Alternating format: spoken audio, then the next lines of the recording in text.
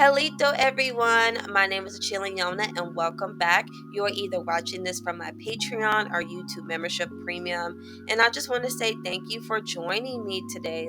I'm so happy, y'all. And to see y'all guys join my membership channels, it means a lot to me because I'm like, because I know I'm not the type of creator that is all like, yeah, black people been here, blah, blah, blah, blah, blah. And it seems that's what's kind of like the hype when it comes to, American Indian history. But I really want people to know more about what we have here. I want us to learn more about the culture, the history, like why is the things the way they are today and how did we get here? So it means a lot to me when people take time to listen to my content and even financially support me as well, giving me tips and just sending donations. I appreciate that so much, and it helps the channel a lot too because I am working on getting better equipment because I hear y'all guys telling me, y'all know your volume is messed up. Oh, this says okay, babe, I'm trying. Okay, I'm trying to give you the best quality content I can. So when I get donations or at least some type of positive feedback or constructive criticism, I know which direction to go. So but I am very grateful and I'm very appreciative to have y'all guys join me and to be a part of the Originate gang. Okay, so today we're going to be talking about the Mayans in Georgia. In my video, Swift Creeks I'm sorry, I'm stumbling. In my video, Swift Creeks and Napier Cultures, I told y'all guys I was going to make a video only for my YouTube and Patreon accounts, talking about the Mayan presence in Georgia. So here we are. Okay, and I know you're like, Yona, Mayans, Georgia, really? You always coming up with something new. Well, no, this is nothing new. This is not new information.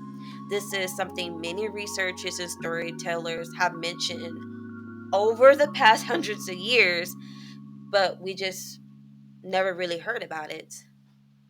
And before I get deeper into this video, I just want to let y'all know I will be butchering some of these names. I can't even lie. I'm not even gonna sit here and lie to you, okay? Some of these tribal names I'm going to pronounce. It may sound a little off, it may sound right, but to tell you the truth, I don't know. I tried Googling how to pronounce some of these words, and baby, Google was not helping me. Not even the YouTube videos, okay, was helping me. So if I butcher some of these indigenous tribes' names, I'm sorry. I will be putting their names on the screen so you know what I'm talking about and you can do further research without you being in the comment section talking about how do you spell that? I don't know what you said, Yona. I don't understand how you be talking, okay? So I'm sorry for the accent. I'm sorry if I butcher these names in advance. However, it is what it is. When Europeans first arrived in Florida and Georgia, they are reported seeing American Indians with gold in their possession. In northwest Florida, the Spanish expedition of Narvaez saw a indigenous American wearing gold trinkets and inquired about the gold's origins. The Indian told Narvaez that it was from a far-off province called Appalachian in the mountains north of Florida, presumably referring to the Appalachian Mountains in North Georgia. These mountains also happened to be a site of America's first gold rush. Now let's talk about the infamous conquistador Hernando de Soto for a second here. De Soto and his army consisted of over 600 men and women, 240 horses, and the vicious man-eating war dogs. They set sail on a fleet of 9 ships. It's presumed he camped near present-day Tallahassee. However, there were problems right away when he arrived. De Soto was so aggressive and was so quick to kill any and everyone who didn't do what he wanted to do. Because of the Spaniards' greedy and hostile behavior, the few guys De Soto was able to capture, they didn't trust the Spaniards and led them into dense jungles, quicksand, or ambush. De Soto was so enraged by this, he ordered 4 of them to be thrown to his man eating dogs, thus causing the fifth god to reportedly become much more reliable in taking the Spaniards where they wanted to go.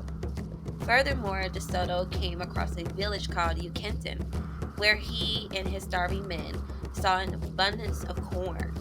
They ate before gathering more supplies to send back to the army's main camp.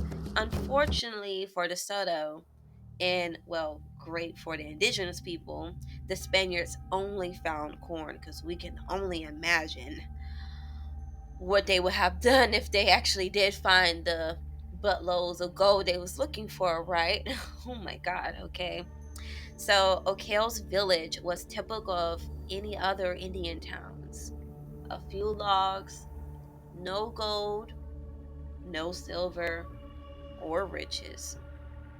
When the French first arrived in the New World, they established their first colony, La Caroline, not in Louisiana, but in modern day Jacksonville, Florida.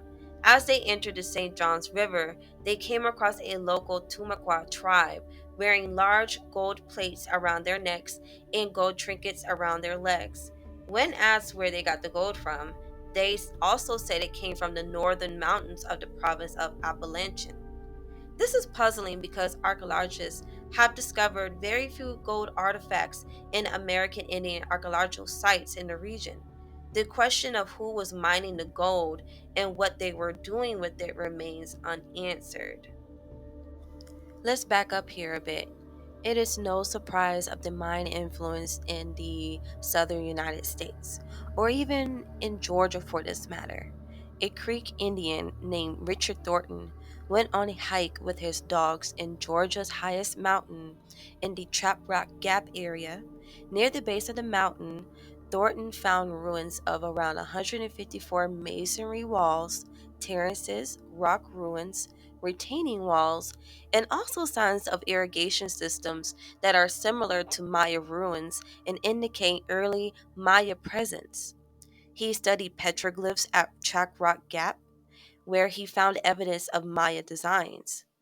Judacola Rock, which predates the Cherokee and is near the campus of Western Carolina University, has Maya designs on it, according to Thornton. In 1828, 20 years before the California gold rush, gold was discovered in the Dahlonega area.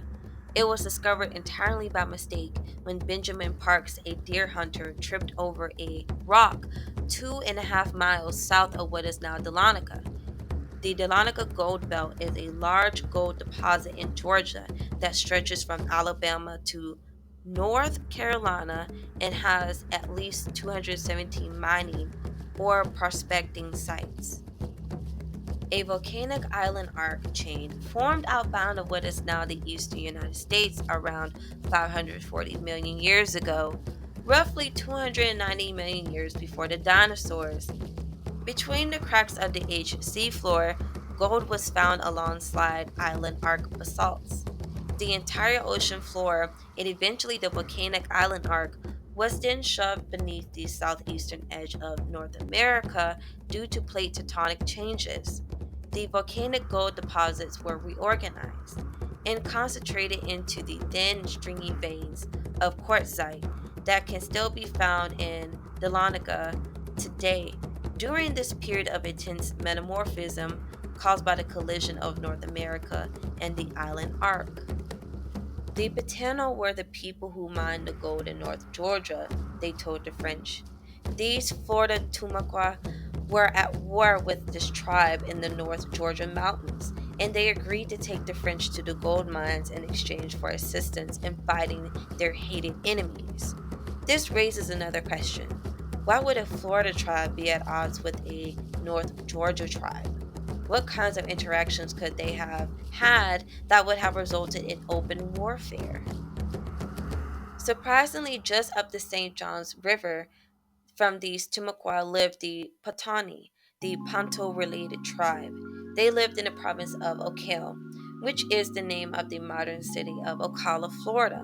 The Spanish conquistadors had heard that this was a wealthy province, but they never found it and only visited a few outlying farmsteads. proving that the rumors of wealth were untrue. They did note, however, the Yucatan was the name of the province of Ocale's southernmost town. In Mexico, there was a Mayan tribe called Poten, who lived in the province of Acala. The Aztecs referred to the Chontal Maya as master seafarers, who controlled all coastal trade routes in Mexico and Central America. They were also known as the Yucatan, after the Yucatan region of Mexico. So, there was a Bantu tribe mining gold in North Georgia, and a Patani tribe living in Florida's Ocala province, whose southernmost town was called Yucatan, where the Patani slash Yucatan in Ocala, Florida, and the Potan slash Yokotan Maya in Mexico the same people? And are they mining gold in North Georgia and shipping it to Mexico? Which would explain why there have been so few gold artifacts discovered in Georgia and Florida. If this had been an export business, the traders would have looked for the simplest, quickest way to get their goods to the market in Mexico, much like modern traders do today. The simplest way to get gold out of North Georgia mountains would be to ship it down the Savannah River, which runs through Georgia and the Carolinas today. They could have entered the Atlantic Ocean at the mouth of the Savannah River, and rather than circumnavigating the Florida Peninsula, entered the St. Johns River in modern day Jacksonville, Florida, which provides an all water route directly into Central Florida. This water route, interestingly, runs south of modern day Ocala, Florida. At this point, the traders would have to portage or unload their cargo and carry it to the next set of rivers and lakes in order to continue their journey to Lake Okeechobee, Charlotte Harbor, and the Yucatan via the Gulf of Mexico. It's probably no coincidence that this high value commodity had to be unloaded and transported overland in the province of Ocala, home to another tribe known as the Potani. They could ensure the safe transport of their gold by controlling this area. Surprisingly, there were several tribes with the name Maya in their names along the water route. Old maps show a Mayan tribe living near the mouth of the Savannah River in South Carolina. Mayaka was a tribe that lived along the St. Johns River. A tribe known as the Miami lived near Lake Okeechobee. In the North Georgia mountains, researcher Richard Thornton came across a tribe known as the Itzati, which in the local Hichiti dialect means Itza people.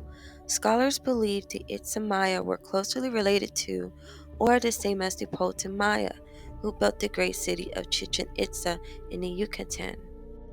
Why were Mayan names like the Pantano and the Itzati found in the goldfields of North Georgia mountains? Why were Mayan tribes with the names like Mayan, Patani, Yaquintan, Mayaka, and Miami living along the all-water route from Georgia's mountains to Charlotte Harbor, Florida? When Ponce de Leon asked for directions to a large, prosperous province, why were Indians in this area able to give him exact navigational directions to the Yucatan? The logical answer to these questions is that these people were Maya, who mined gold in North Georgia and shipped it across Florida and the Gulf of Mexico to the Yucatan.